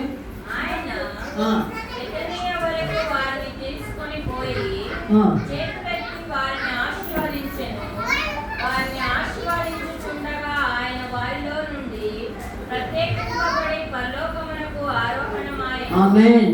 వారు ఆయనకు నమస్కారము చేసి మహా ఆనందముతో యెరూషలేమునకు తిరిగి వెళ్ళి ఆమేన్. ఎడతెగక దేవాలయములో ఉండి దేవుని స్తోత్రము చేయుచుండిరి. ಸಾಕಮ್ಮ ಅದನ್ನ ಹೋಗ್ತದೆ. ಮತ್ತು ಆತನು ಆ. ಅವರನ್ನು ಬೆಟ್ಟೆನ್ನದ ಆ. ತನಕ ಕರಕೊಂಡು ಹೋಗಿ ತನ್ನ ಕೈಗಳನ್ನು ಎತ್ತಿ ಅವರನ್ನು ಆಶೀರ್ವದಿಸಿದನು. ಆ. ಆಶೀರ್ವದಿಸುತ್ತಿರುವಾಗ ಆತನು ಅವರನ್ನು ಬಿಟ್ಟು ಪರಲೋಕಕ್ಕೆ ಒಯ್ಯಲ್ಪಟ್ಟನು. ಅವರು ಆತನನ್ನು ಆರಾಧಿಸಿ ಬಹು ಸಂತೋಷದಿಂದ ಯೆರೂಸಲೇಮಿಗೆ ತಿರುಗಿ ಹೋಗಿ ಯಾವಾಗಲೂ ದೇವಾಲಯದಲ್ಲಿ ದೇವರನ್ನು ಕೊಂಡಾಡುತ್ತಿದ್ದರು. ಆಮೇಲೆ ಸಾಕಮ್ಮ. ಆರೋಹಣನಾದನು, ಒಯ್ಯಲ್ಪಟ್ಟನು. ಎಲ್ಲಿಗೆ? ಮೇಲಕ್ಕೆ. ಪರಲೋಕದಿಂದ ಭೂಲೋಕಕ್ಕೆ ಮನುಷ್ಯನಾಗಿ ಬಂದಿದ್ದು ಸುವಾರ್ತೆ, ಪರಲೋಕದ ವಾರ್ತೆ ಹೇಳಿ ರಕ್ಷಣೆಯನ್ನು ಕೊಟ್ಟು ಎಲ್ಲರಿಗೆ ರಕ್ಷಣೆ ಮಾರ್ಗದಲ್ಲಿ ನಡ್ಕೊಂಡ್ರಿ ಅಂತ ಹೇಳಿ ಶಿಲುಬೆ ಮರಣ ಹೊಂದಿ ಸಮಾಧಿ ಮಾಡಲ್ಪಟ್ಟು ಸಮಾಧಿಯಿಂದ ಮತ್ತೆ ಎದ್ದು ಬಂದು ಮತ್ತೆ ಎಲ್ಲ ಜನರೊಂದಿಗೆ ಮಾತಾಡಿ ಕೊನೆಯಲ್ಲಿ ಹೋಗುವಾಗ ಆತ ಏನ್ ಮಾಡ್ತಾನಂತೆ? ಎಲ್ಲರನ್ನ ಆಶೀರ್ವಾದ ಮಾಡ್ತಾನಂತೆ. ಅಲ್ಲಿದ್ದಂತ ತನ್ನ ಶಿಷ್ಯರನ್ನ, ಅಲ್ಲಿರುವ ಜನರೆಲ್ಲರನ್ನ ಆಶೀರ್ವಾದ ಮಾಡಿ ಆತನು ಮತ್ತೆ ಸಶರೀರವಾಗಿ ಅಂತ ಹೇಳ್ತೇವೆ, ಅಂದ್ರೆ ಪ್ರಾಣಾತ್ಮ ಶರೀರದೊಂದಿಗೆ ಆತನು ಮತ್ತೆ ಹಾಗೆ ಮೇಲಕ್ಕೆ ಒಯ್ಯಲ್ಪಡ್ತಾನೆ. ಒಯ್ಯಲ್ಪಡ್ತಾ ಇರುವಾಗ ಇವ್ರು ನೋಡ್ತಾ ಇರ್ತಾರೆ ಕೆಳಗಿನಿಂದ. ಆತ ಹಾಗೆ ಮೇಲೆ ಹೋಗ್ತಾ ಇರ್ತಾನೆ ಸ್ವಾಮಿ. ಕೆಳಗಿನಿಂದ ಶಿಷ್ಯಂದಿರು ಜನರೆಲ್ಲ ನೋಡುತ್ತಿರುವಾಗ ಮೇಲೆ ಹೋಗ್ತಾ ಹೋಗ್ತಾ ಹೋಗ್ತಾ ಮಧ್ಯದಲ್ಲಿ ಏನಾಗ್ಬಿಡುತ್ತೆ? ಆಕಾಶದಲ್ಲಿ ಮೋಡಗಳು ಕವಿತವೆ. ಮೋಡಗಳ ಮಧ್ಯದಲ್ಲಿ ಆತನು ಹೋಗ್ತಾನೆ. ಮೋಡಗಳ ಮುಖಾಂತರ ಆತನು ಮೇಲಣ ಲೋಕಕ್ಕೆ, ಪರಲೋಕಕ್ಕೆ ಹೋಗ್ತಾನೆ. ಮತ್ತೆ ಎರಡನೇ ಬರೋಣದಲ್ಲಿ ಮತ್ತೆ ಮೇಘಾರೂಢನಾಗಿ ಮತ್ತೆ ಮೇಘಗಳ ಮೇಲಿಂದಲೇ ಮತ್ತೆ ಆತನ ಎರಡನೇ ಬರೋಣ ಇದೆ.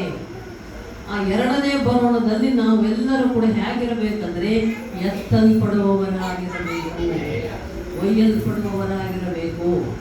ನೀತಿವಂತರಾಗಿದ್ದರೆ ನಾವು ಅಕಸ್ಮಾತ್ ಏಸಪ್ಪನ ಎರಡನೇ ಬರೋಣದವರೆಗೆ ಬದುಕಿದ್ದರೆ ಹೀಗೆ ನಾವು ಎಲ್ಲಿರ್ತೇವೋ ಇದ್ದದ್ದಿದ್ದ ಅಕಸ್ಮಾತ್ ಈಗ ಎರಡನೇ ಬರೋಣ ಆಯ್ತು ಅಂದ್ರೆ ನಾವು ಎಲ್ಲಿ ಸಭೆಯಲ್ಲಿ ಕೂಡ್ತವೋ, ಕೆಲಸ ಮಾಡೋರು, ಮನೆಯಲ್ಲಿದ್ದವರು, ಹೊಲದಲ್ಲಿದ್ದವರು, ಎಲ್ಲಿದ್ದವ್ರನ್ನ ನೀತಿವಂತರು ಹಾಗೆ ಮಹಿಮ ಶರೀರ ಹೊಂದಿಕೊಂಡು ಹೋಗ್ತಾರಂತೆ ಪರಲೋಕಕ್ಕೆ.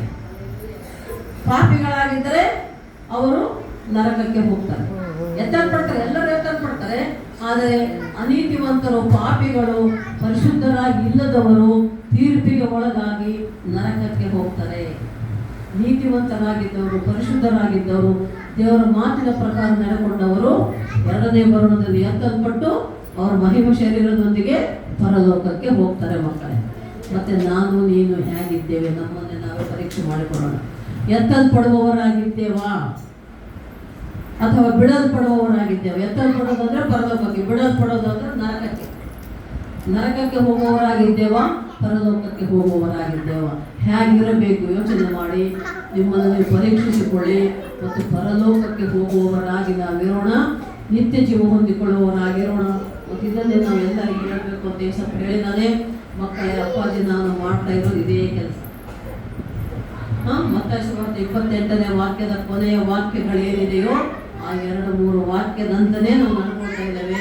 ಅದು ಬರೀ ವಿಶ್ವಾಸಿಗಳು ಮಾಡೋದಷ್ಟೇ ಅಲ್ಲ, ಶಿಷ್ಯರನ್ನಾಗಿ ಮಾಡಿ ಅಂದಿದ್ದಾನೆ. ವಿಶ್ವಾಸಿಗಳು ಬೇರೆ, ಶಿಷ್ಯಂದರು ಬೇರೆ. ವಿಶ್ವಾಸಿಗಳಾದವರು ಬರೀ ಚರ್ಚಿಂದ ಮನೆಯಿಂದ ಚರ್ಚೆಗೆ ಬರ್ತಾರೆ, ಚರ್ಚಿಂದ ಮನೆಗೆ ಹೋಗ್ತಾರೆ. ಶಿಷ್ಯರಾದವರು ಸುವಾರ್ತೆ ಸಾರಿ ಆತ್ಮಗಳನ್ನ ಏಸಪ್ಪನ ಹತ್ತಿರ ಕರ್ಕೊಂಡು ಬರ್ತಾರೆ. ಏಸಪ್ಪ ಹೇಳಿದ್ದು ಬರೀ ವಿಶ್ವಾಸಿಗಳು ಮಾಡ್ರಿ ಅಂದಿಲ್ಲ ಮಕ್ಕಳೇ. ಪ್ರತಿಯೊಬ್ಬ ವಿಶ್ವಾಸಿಯು ಏಸಪ್ಪನ ಶಿಷ್ಯನಾಗಬೇಕು, ಸುವಾರ್ತಿಕನಾಗಬೇಕು, ಸೇವಕನಾಗಬೇಕು, ಸೇವೆ ಮಾಡಬೇಕು. ನರಕಕ್ಕೆ ಹೋಗುತ್ತಿರುವಂತ ಆತ್ಮಗಳನ್ನ ಏಸಪ್ಪನ ಪಾದ ಸನ್ನಿಧಿಗೆ ಕರೆದುಕೊಂಡು ಬರಬೇಕು ಮಕ್ಕಳೇ, ಬರುವಂತೆ ಮಾಡಬೇಕು. ಮತ್ತೆ ಈ ನಮ್ಮ ಸೋಮಲಾಪುರ ಸಭೆಯಲ್ಲಿ ಎಷ್ಟು ಜನ ಇದ್ದಾರೆ? ಶಿಷ್ಯರು ಎಷ್ಟು ಜನ ಇದ್ದಾರೆ? ಆತ್ಮಗಳನ್ನು ಏಸಪ್ಪನ ಕಡೆ ನಡೆಸುವವರು ಎಷ್ಟು ಜನ ಇದ್ದೀರಪ್ಪ? ಎಷ್ಟು ಆತ್ಮಗಳನ್ನು ಕರ್ಕೊಂಡು ಬಂದಿರಿ? ನಿಮ್ಮನ್ನು ನೀವೇ ಪರೀಕ್ಷೆ ಮಾಡ್ಕೊಂಡು. ಕೆಲವರು ಇದ್ದೀರಾ, ಬೆರಳೆಣಿಕೆ ಎಷ್ಟು ಕೆಲವರು ಇದ್ದೀರಾ, ಫಿಂಗರ್ ಪ್ರಿಂಟ್ಸ್ ಅಲ್ಲಿ ಹೇಳುವಷ್ಟು ಜನ ಇದ್ದೀರಾ. ಎಲ್ಲರೂ ಕೂಡ ಯಾವಾಗ ಸಾಧ್ಯ ಇರೋದು, ನೀವು ಒಳ್ಳೆ ಸಾಕ್ಷಿಗಳಾಗಿದ್ದಾಗ ನಿಮ್ಮ ಸಾಕ್ಷಿನೇ ಸುವಾರ್ತೆ ಆಗಬೇಕು. ಅರ್ಥ ಆಯ್ತಾ? ನೀವು ಹೋಗಿ ಹೇಳೋದು ಬೇಕಾಗಿಲ್ಲ. ಎಲ್ಲರೂ ಮನೆ ಮನೆಗೆ ಒಬ್ಬೊಬ್ಬರ ಹತ್ರ ಹೋಗಿ ಏಸಪ್ಪ ಹಂಗೆ, ಏಸಪ್ಪ ಹಿಂಗೆ, ಏಸಪ್ಪ ನಂಬ್ರಿ ಹಂಗಾಗ್ತದೆ ಹಿಂಗಾಗ್ತದೆ ಅಂತ ಹೇಳೋದಕ್ಕಿಂತಲೂ ನೀವು ಒಳ್ಳೆಯವರಾಗಿ ನಿಮ್ಮ ನಡೆ ನುಡಿ ಪ್ರಾರ್ಥನಾ ಜೀವಿತ ಸರಿಯಾಗಿದ್ದರೆ ಅದೇ ಸುವಾರ್ತೆ. ನಿಮ್ಮನ್ನೇ ನೋಡಿ ಇನ್ನೊಬ್ಬರು ಏಸಪ್ಪನ ಹತ್ತಿರ ಬರ್ತಾರೆ ಮಕ್ಕಳೇ. ಹಲ್ಲೆಲೂಯಾ. ನಾವು ಒಬ್ಬೊಬ್ಬರು ಕೂಡ ಒಳ್ಳೆ ಸಾಕ್ಷಿಗಳಾಗಿ ಸುವಾರ್ತಿಕರಾಗಿ ಏಸಪ್ಪನ ಬಗ್ಗೆ ಹೇಳುವವರಾಗಿ ನಮ್ಮ ಜೀವಿತದ ಅನುಭವವನ್ನು ಹಂಚಿಕೊಳ್ಳುವವರಾಗಿದ್ದಾಗ ಅನೇಕ ಆತ್ಮಗಳು ಬರ್ತವೆ ಮಕ್ಕಳೇ. ಎಲ್ಲೆಲ್ಲಿ ನಮ್ಮ ಸೇವೆ ಆಲ್ ಇಂಡಿಯಾ ಭಾರತದಲ್ಲಿ ನೇಪಾಳದಲ್ಲಿದೆ, ಅಲ್ಲಿಂದ ಫೋನ್ಗಳು ಮಾಡ್ತಿರ್ತಾರೆ. ಎಲ್ಲೆಲ್ಲಿಂದ ನಮಗೆ ಯಾವಾಗಂದ್ರೆ ಅವಾಗ ಫೋನ್ಗಳು ಬರ್ತವೆ. ಫೋನಲ್ಲೇ ಮಾತಾಡ್ತಾರೆ. ಕೆಲವರು ಸಂತೋಷದಿಂದ ಸಮಾಧಾನದಿಂದ ಮಾತಾಡ್ತಾರೆ. ಸುಮ್ಮನೆ ನಿಮ್ಮನ್ನು ಮಾತಾಡಿಸ್ಬೇಕು ಅನಿಸ್ತು ಅಂತ ಕೆಲವರು ಮಾತಾಡ್ತಾರೆ. ಮತ್ತೆ ಕೆಲವರು ಅವರ ಸಮಸ್ಯೆಗಳು ಹೇಳ್ಕೊಳ್ತಾರೆ. ಅನಾರೋಗ್ಯ ಬಾಧೆ ಚಿಂತೆ ಇದ್ದರೆ ಹೇಳ್ಕೊಳ್ತಾರೆ. ಅದಕ್ಕೆ ನಾವು ಸಮಾಧಾನ ಮಾಡಿ ಪ್ರಾರ್ಥನೆ ಮಾಡ್ರಿ ಅಂತಾರೆ. ಪ್ರಾರ್ಥನೆ ಮಾಡ್ತೇವೆ. ಫೋನಲ್ಲೇ ಮಾತಾಡಿಸಿ ಸಮಾಧಾನ ಮಾಡಿ ಪ್ರಾರ್ಥನೆ ಮಾಡಿದಾಗಲೂ ದೇವರು ಎಷ್ಟೋ ಅದ್ಭುತ ಕಾರ್ಯಗಳು ಮಾಡ್ತಾ ಇದ್ದಾನೆ ಮಕ್ಕಳೇ. ನಾವು ಹಾಗಿರಬೇಕು. ಅರ್ಥ ಆಯ್ತಾ? ಈ ದಿನದ ದೇವರ ವಾಕ್ಯ, ಏಸಪ್ಪ ನನಗಾಗಿ ನಿನಗಾಗಿ ಎದ್ದು ಬಂದ, ಪರಲೋಕದಿಂದ ಭೂಲೋಕಕ್ಕೆ ಮನುಷ್ಯನಾಗಿ ಬಂದಿದ್ದು ನಮಗಾಗಿ, ಶಿಲುಬೆ ಮರಣ ಹೊಂದಿದ್ದು ನಮಗಾಗಿ, ಸಮಾಧಿ ಮಾಡಲ್ಪಟ್ಟಿದ್ದು ನನಗಾಗಿ ನಿನಗಾಗಿ, ಮತ್ತೆ ಪುನರುತ್ಥಾನನಾಗಿ ಸಮಾಧಿಯಿಂದ ಎದ್ದು ಬಂದಿದ್ದು ನನಗಾಗಿ ನಿನಗಾಗಿ. ಅಷ್ಟೇ ಅಲ್ಲ, ಎರಡನೇ ಬರುಣದಲ್ಲಿ ಮೇಘಾರೂಢನಾಗಿ ಬರುವುದು ಕೂಡ ನನಗಾಗಿ ನಿನಗಾಗಿ ಅಲ್ವಾ? ನಮ್ಮನ್ನು ಪರಲೋಕಕ್ಕೆ ಕರೆದುಕೊಂಡು ಹೋಗುವುದಕ್ಕೆ, ನ್ಯಾಯ ತೀರ್ಪು ಮಾಡುವುದಕ್ಕೆ, ಅವರವರಿಗೆ ತಕ್ಕ ಪ್ರತಿಫಲವನ್ನ ಕೊಡುವುದಕ್ಕೆ ಮಕ್ಕಳು. ಪ್ರಕಟಣೆ ಗ್ರಂಥ 1ನೇ ಅಧ್ಯಾಯ 18ನೇ ವಚನ ಹೋದ್ರೆ, ಪ್ರಕಟಣೆ ಗ್ರಂಥ 1:18.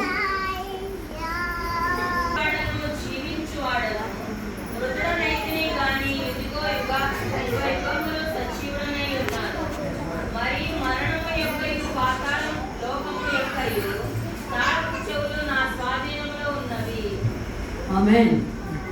ನೋಡಿ, ಮೊದಟಿ ವಾಡದು ನೇನೆ, ಕಡಪಟಿ ವಾಡದು ನೇನೆ, ಪರಲೋಕವು ಪಾತಾಳವು ಎಲ್ಲ ಬೀಗದ ಕೈ ನನ್ನ ಹತ್ರ ಐತೆ, ಆದರೆ ಅವರವರಿಗೆ ತಕ್ಕ ಪ್ರತಿಫಲ ನಾನು ಕೊಡ್ತೇನೆ ಅಂತ ಪ್ರಕಟಣೆ ಗ್ರಂಥ 22ನೇ ಅಧ್ಯಾಯ 10-11 ಹೋದರೆ ವಚನ.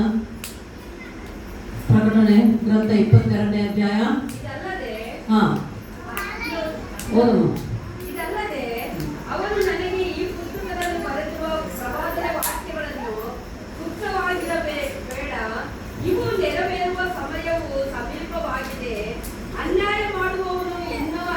ಸರಿಯಾಗಿ ಕೇಳ್ರಪ್ಪ ಎಲ್ಲರೂ, ವಾಕ್ಯ ಬಹಳ ಇಂಪಾರ್ಟೆಂಟ್ ಇದು. ಅನ್ಯಾಯ ಮಾಡುವವನು ಇನ್ನೂ ಅನ್ಯಾಯ ಮಾಡಲಿ, ಅವನಿಷ್ಟ ನಾಳೆ ಬಾರ. ಇನ್ನೂ ಮೈಲಿಗೆ ಆಗಲಿ ಅಂದ್ರೆ ಕೆಟ್ಟವನು ಕೆಟ್ಟವನಾಗಿದ್ರೆ ಇರ್ಲಿ.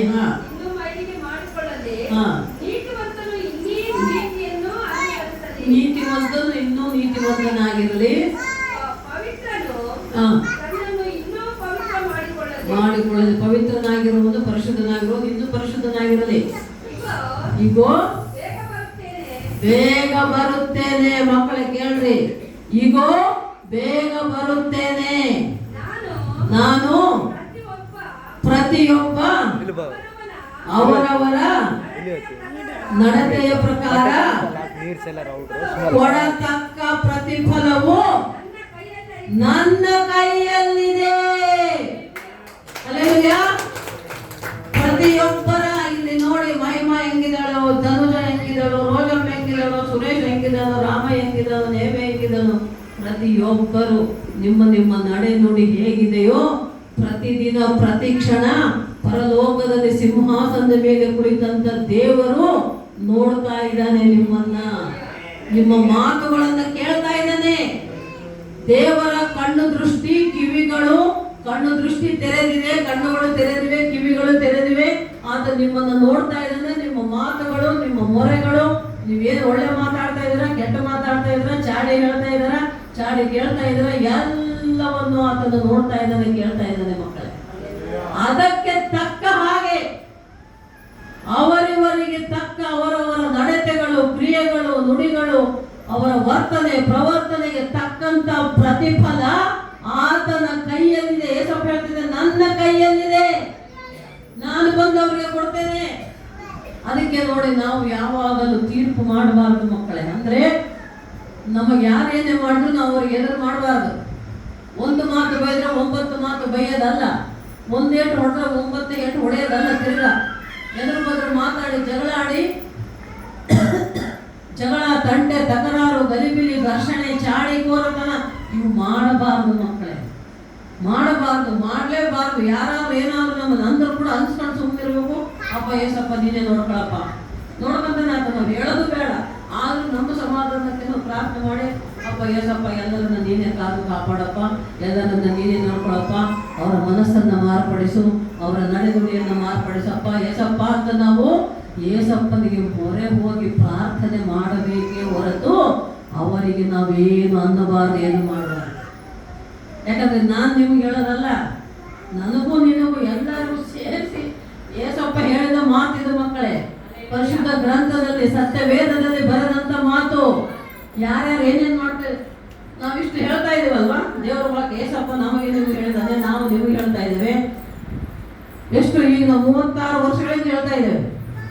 ನಾವು ನಮ್ಮ AGM ಸಂಸ್ಥೆ ಶುರು ಮಾಡಿ, ಸೇವೆ ಶುರು ಮಾಡಿ 36 ವರ್ಷಗಳಿಂದ ನಮ್ಮ ಎಲ್ಲಾ ಸೇವಾ ಕ್ಷೇತ್ರಗಳಲ್ಲಿ ನಾವು ದೇವರ ವಾಕ್ಯ ಹೇಳ್ತಾನೆ ಇದ್ದೇವೆ. ಆದರೆ ವಾಕ್ಯದ ಪ್ರಕಾರ ನಡೆದುಕೊಳ್ಳುತ್ತಿರುವವರು ಕೆಲವರೇ. ಇನ್ನೂ ತಿಳ್ಕೊಂಡಿಲ್ಲ, ನಾವೇ ಇನ್ನೂ ತಿಳ್ಕೊಂಡಿಲ್ಲ. 10-15 ವರ್ಷ ಬೈಬಲ್ ಸ್ಟಡಿ ಮಾಡಿದರೂ ಕೂಡ PTH, MTH, DD, PhD ಅಂತ 4 ಡಿಗ್ರಿಗಳು ಬೈಬಲ್ ಸ್ಟಡೀಸ್ ಅಲ್ಲಿ ಅಪ್ಪಾಜಿ ನಾನು ಓದಿದ್ದು. 4 ಡಿಗ್ರಿಗಳು ಓದಿ ಡಬಲ್ ಡಾಕ್ಟರೇಟ್ ಪಡೆದರೂ ಕೂಡ ಇನ್ನೂ ನಮಗೆ ವಾಕ್ಯ ಇನ್ನೂ ಸರಿಯಾಗಿ ಗೊತ್ತಿಲ್ಲ, ಇನ್ನೂ ತಿಳ್ಕೋಬೇಕು, ಇನ್ನೂ ಓದಬೇಕು ಅಂತೀವಿ ನಾವು. ನಿಮಗೆ 36 ವರ್ಷಗಳಿಂದ ನಾವು ತಿಳ್ಕೊಂಡಿದ್ದು ನಿಮಗೆ ಹೇಳ್ತಾ ಇದ್ದೇವೆ, ನಾವು ಅನುಭವಿಸಿದ್ದು ನಿಮ್ಗೆ ಹೇಳ್ತಾ ಇದ್ದೇವೆ, ನಾವು ಸಾಕ್ಷಿಗಳಾಗಿದ್ದು ನಮ್ಮ ಸಾಕ್ಷಿ ಜೀವಿತವನ್ನು ನಿಮ್ಮೊಟ್ಟಿಗೆ ಹಂಚಿಕೊಳ್ತಾ ಇದ್ದೇವೆ. ಆದರೂ ಕೂಡ ಇನ್ನೂ ಎಲ್ಲರೂ ಸರಿಯಾಗಿ ಅರ್ಥ ಮಾಡಿಕೊಳ್ತಾ ಇಲ್ಲ, ತಿಳ್ಕೊಳ್ತಾ ಇಲ್ಲ. ಅದಕ್ಕೆ ಇವತ್ತು ದೇವರ ವಾಕ್ಯ ನಿಮ್ಗೆ ಹೇಳ್ತಾ ಇದೆ ಮಕ್ಕಳೇ, ನೀವು ಒಳ್ಳೆಯವರಾಗಿರಿ, ಪರಿಶುದ್ಧರಾಗಿರಿ, ನಿಮ್ಮ ನಡೆ ನುಡಿಯನ್ನ ಉತ್ತಮವಾಗಿ ರೂಪಿಸಿಕೊಳ್ಳಿ. ಇನ್ನೊಬ್ಬರ ಕೆಟ್ಟತನವನ್ನ, ಕೆಟ್ಟದ್ದು ಇಲ್ಲಿ ಬೇಡ, ಹೃದಯ ಶುದ್ಧವಾಗಿರಬೇಕು, ನಿನ್ನ ಆಲೋಚನೆ ಶುದ್ಧವಾಗಿರಬೇಕು, ನಿನ್ನ ನಡೆ ನುಡಿ ಮಾತು ನಾಲಿಗೆ ಶುದ್ಧವಾಗಿರಬೇಕು ಮಕ್ಕಳೇ. ಆಗಲೇ ನಿಮಗೆ ಪರಲೋಕ ರಾಜ್ಯ. ಇಲ್ಲಾಂದ್ರೆ ಗ್ಯಾರಂಟಿ ನರಕ, ಪಾತಾಳ ಲೋಕ. ಪರಲೋಕದಲ್ಲಿ ಸಂತೋಷ ಸಮಾಧಾನವೇ, ಅಲ್ಲಿ ಏನು ಮಾಡಬೇಕಾಗಿಲ್ಲ. ನೀವು ಹಲ್ಲೆಲೂಯಾ ಅಂತ ದೇವರನ್ನ ಸ್ತುತಿಸಿ ಕೊಂಡಾಡ್ತಾ ಇದ್ರೆ ಸಾಕು. ಆದರೆ ನರಕದಲ್ಲಿ ಅಗ್ನಿಯ ಕಂದಕ, ಅಲ್ಲಿ ನಾವು ಇದ್ರೆ ಮುಗಿತ ಸಾಯಂಗಿಲ್ಲ, ಅವು ಬೆಂಕಿ ಯಾರಲ್ಲ, ಆತ್ಮ ಸಾಯಲ್ಲ. ಅಲ್ಲಿರುವಂತ ಹುಳುಗಳು ಅದು ಬೇಕಾ ನಮ್ಗೆ? ಬೇಡ, ನಮಗಂತೂ ಬೇಡಪ್ಪ, ನಮಗಂತೂ ಪರಲೋಕಕ್ಕೆ ಗ್ಯಾರಂಟಿ. ಯಾಕೆಂದ್ರೆ ನಾವು ದೇವರ ವಾಕ್ಯದ ಪ್ರಕಾರ ಜೀವಿಸ್ತಾ ಇದ್ದೇವೆ, ಏಸಪ್ಪ ಹೇಳಿದ್ದನ್ನೇ ಮಾಡ್ತಾ ಇದ್ದೇವೆ, ಎಲ್ಲ ಕಡೆ ಸುವಾರ್ತೆ ಸಾರ್ತಾ ಇದ್ದೇವೆ, ಆತ್ಮಗಳನ್ನು ರಕ್ಷಣೆ ತರ್ತಾ ಇದ್ದೇವೆ. ಹಾಗಾಗಿ ನಮಗಂತೂ, ನನಗಾಗಲಿ, ನಮ್ಮ ಅಯ್ಯವರಿಗಾಗಲಿ, ನಮ್ಮ ಕುಟುಂಬ ಮೊಮ್ಮಕ್ಕಳಿಗಾಗಲಿ ನಿಜವಾಗಲೂ ಪರಲೋಕ ಗ್ಯಾರಂಟಿ. ನಮಗೆ ಮತ್ತು ನಿಮ್ಗೆ ಗ್ಯಾರಂಟಿ ಇದೆಯಾ? ನಿಮ್ಮ ಮುಂದೆ ನೀವು ನೋಡ್ಕೊಳ್ಬೇಕು, ಪರೀಕ್ಷೆ ಮಾಡಿಕೊಡ್ರಿ. ಏನಾದರೂ ಹೆಚ್ಚು ಕಡಿಮೆ ತಪ್ಪು ತಡೆ ಮಾಡಿದರೆ ಈ ದಿನವೇ, ಈ ಕ್ಷಣವೇ ಮೊಣಕಾಲೂರಿ, ಅಪ್ಪ ನಾನು ಇಲ್ಲಿಯವರೆಗೆ ಏನಾದರೂ ತಿಳಿದಾರದೆ ತಪ್ಪು ಮಾಡಿದರೆ ನನ್ನನ್ನು ಕ್ಷಮಿಸಪ್ಪ ಏಸಪ್ಪ ಅಂತ ನಿಮ್ಮ ಪಾಪ ಕ್ಷಮಾಪಣೆ ಮಾಡಿಕೊಡ್ರಿ, ಅರಿಕೆ ಮಾಡಿಕೊಡ್ರಿ. ಆಗ ದೇವರು ನೀವು ಮಾಡಿದ ತಪ್ಪನ್ನು ಕ್ಷಮಿಸ್ತಾನೆ, ಅದನ್ನು ಆಶೀರ್ವದಿಸ್ತಾನೆ. ಈ 1:9 ಲಾಸ್ಟ್ ವಾಕ್ಯ ಓದಿ ಬಿಡಮ್ಮ. ಅಪೊಸ್ತಲ ಕಾರ್ಯಗಳ 1:9. ಆತನು ಎಲ್ಲರನ್ನ ಈ ಮಾತುಗಳನ್ನು ಹೇಳಿದ ಬಳಿಕ ಅವರು ನೋಡುತ್ತಾ ಇದ್ದ ಹಾಗೆ ಆತನು ಏರಿಸಲ್ಪಟ್ಟನು.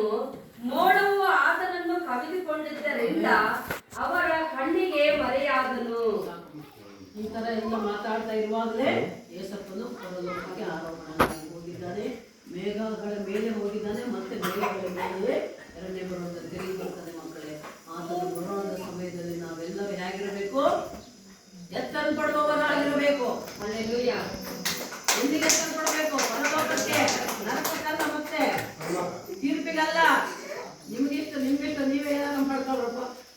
ನಿಮಗೆಲ್ಲ ಗೊತ್ತಿಲ್ಲ, ನೀವು ಪರಲೋಕಕ್ಕೆ ಹೋಗ್ತಿರೋ ನರಕಕ್ಕೆ ಹೋಗ್ತಿರೋ ಒಳ್ಳೆಯವರಾಗಿರ್ತಿರೋ ಕೆಟ್ಟವರಾಗಿರ್ತಾರೋ ನಿಮಗೆ ಗೊತ್ತಿಲ್ಲ. ನಾವು ಹೇಳೋದು ನಮ್ಮ ಡ್ಯೂಟಿ ಆಯಿತು. ಅದನ್ನ ಅನುಸರಿಸೋದು ನಿಮ್ಮ ಡ್ಯೂಟಿ. ಅನುಸರಿಸಿದರೆ ನೀತಿವಂತರಾಗಿದ್ದರೆ ಪರಲೋಕಕ್ಕೆ ಹೋಗ್ತೀರಾ, ಅನೀತಿವಂತರಾದರೆ ನರಕಕ್ಕೆ ಹೋಗ್ತೀವಿ ಅನ್ನೋದನ್ನು ತಿಳ್ಕೊಂಡು ಅರ್ಥ ಮಾಡಿಕೊಂಡು ನಾವು ಬದುಕೋಣ. ದೇವರ ವಿಶ್ವಾಸ ಮತ್ತು ದೇವರು ನಮ್ಮನ್ನು ನಿಮ್ಮ ವಾಕ್ಯವನ್ನು ಆಶೀರ್ವದಿಸಲಿ.